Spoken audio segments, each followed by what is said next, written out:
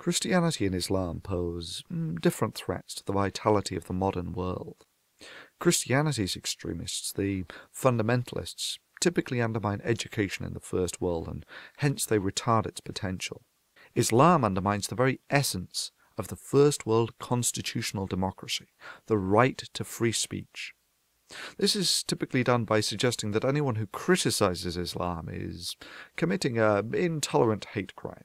Bollocks! If your faith is causing people to fly planes into buildings, then it needs to be scrutinized in a public forum. I mean, let me make the line simple. Disagreeing with someone is not a hate crime. I mean, I think it's typical of Islamic schools and the political Islamic movement to label any criticism a sort of prejudice and thereby racism, thereby trying to make people silent on criticizing it.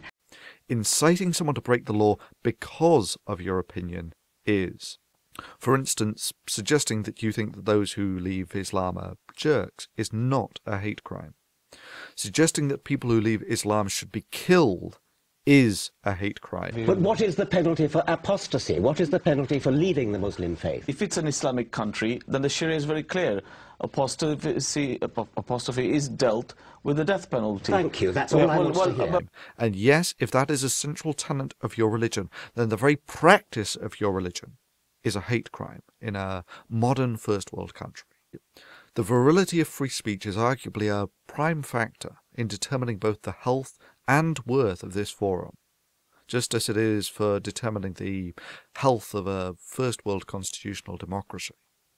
I personally have a band of both vigorous and at times vicious critics, yet I understand that if I had the power to silence them, and I did silence them, that this would simply corrode the worth of this forum and the integrity of anything that I said on it.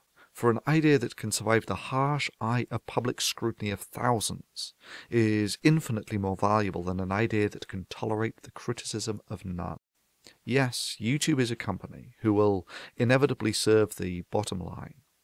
However, YouTube's value to society, its value to us, is connected to the service that it provides in allowing ideas, both good and bad, to be subjected to open scrutiny. Recently, both zomgitscriss and DPRjones both had videos which, to be quite frank, had the most meek criticism of Islam taken down for community guidelines violations. Bullshit. If I no longer have the right to call these religiously motivated actions a hate crime, then what is the worth of this forum? Only a matter of time until we rule Earth, until we control Earth. One day, this very flag will fly over the Parliament in London. We will see this flag that will fly over the White House, and we will see the Black House. The Kaaba will take over the whole world. You will take over USA. You will take over UK.